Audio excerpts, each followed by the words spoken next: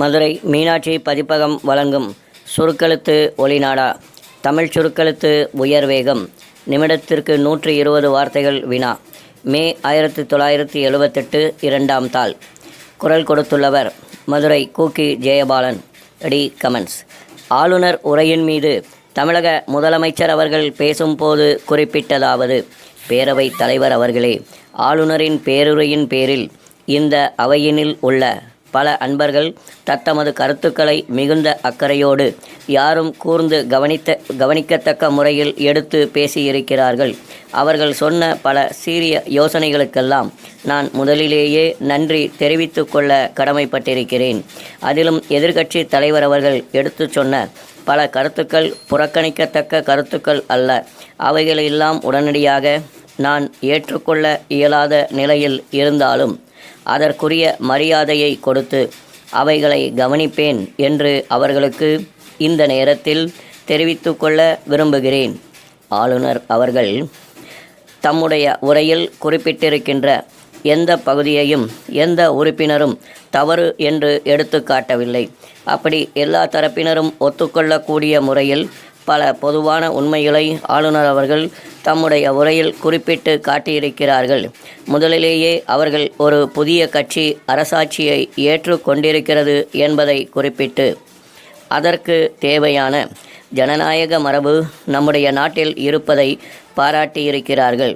அந்த மரபு மேலும் மேலும் வளருகிற முறையில் இங்கே பேசிய ஒவ்வொரு நண்பரும் தத்தமது கருத்துக்களை எடுத்து கூறியிருக்கிறார்கள். இந்தியா முழுவதும் ஜனநாயக மரபை காப்பாற்ற வேண்டுமானால் அது தமிழகத்தில்தான் முதலில் காப்பாற்ற முடியுமே தவிர மற்ற இடங்களில் அல்ல. மற்ற பகுதிகளில் இருப்பதை விட அதற்கேற்ற சூழ்நிலை தமிழகத்தில்தான் இருக்கிறது. தமிழகத்திலே தான் சில கருத்து வேற்றுமைகளை எடுத்து சொன்னாலும் நட்புறவு கெடாமல் பாதுகாத்து கொள்ள முடியும் என்கிற மரபு நெடுங்காலமாக இருந்து வருகிறது. அதை போலவே யார் சொல்லுவதாக இருந்தாலும் அதிலே தவறு இருக்கிறது என்று தமக்கு பட்டால் அதை வெளிப்படையாக எடுத்து சொல்வதை நெற்றிக்கண்ணை காட்டினாலும் குற்றம் குற்றமே என்று நக்கீரன் சொன்ன நாளிலிருந்து நாம் கடைப்பிடித்து வருகிறோம். ஆனால் இப்போது எதிர்க்கட்சி தலைவர் அவர்கள் எடுத்து சொன்னபடி கருத்து வேற்றுமைகள் பகைக்கு அழைத்து செல்லக்கூடாது. பகை வளராதபடி பார்த்து கொள்ளும் பெரும் பணியினை எல்லா கட்சிகளும் ஏற்றுக்கொள்ள வேண்டும். அதிலும் குறிப்பாக 20 ஆண்டுகளாக இந்த நாட்டை ஆண்ட மரபு படைத்த கட்சி இன்னும் சற்று அதிக அக்கறையோடு அந்த பகை வளராமல் பார்த்து கொள்ள வேண்டுமென்று நான் எடுத்து கூற கடமைப்பட்டிருக்கிறேன். இன்று எந்த அரசியல் கட்சி எந்த நேரத்தில் ஆட்சி பொறுப்புக்கு வருவது என்பது மிக சிறிய பிரச்சனை ஆகிவிட்டது. நான் சில காலமாகவே பேசிக்கொண்டு வருவதை நண்பர்கள் பத்திரிகையை பார்த்து கொண்டு வருகின்றவர்கள் அறிவார்கள். இன்றைக்கு அரசியல்வாதிக்கு அளிக்கப்பட்டு வருகின்ற முக்கியத்துவம் கூட வெகுவாக குறைக்கப்பட வேண்டும் என்ற கருத்தை நான் நெடுங்காலமாக கொண்டிருக்கிறேன்.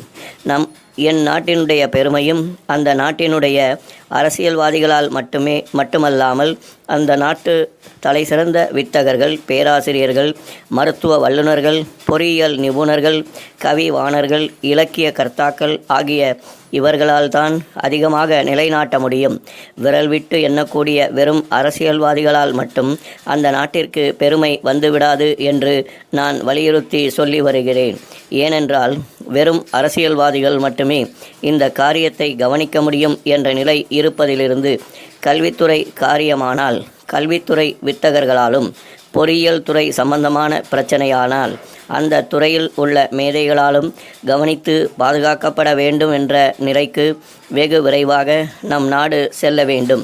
இன்று நமக்குள் ஒருமித்த கருத்து எதிலே இருக்கிறது என்று ஆராய்ந்து அதில் எல்லா தரப்பினுடைய ஒத்துழைப்பையும் பெற்று நாட்டு மக்களின் நலனுக்காக நிறைவேற்ற வேண்டும் என்பதையும் இங்கே நான் வலியுறுத்த விரும்புகிறேன். ஸ்டாப்.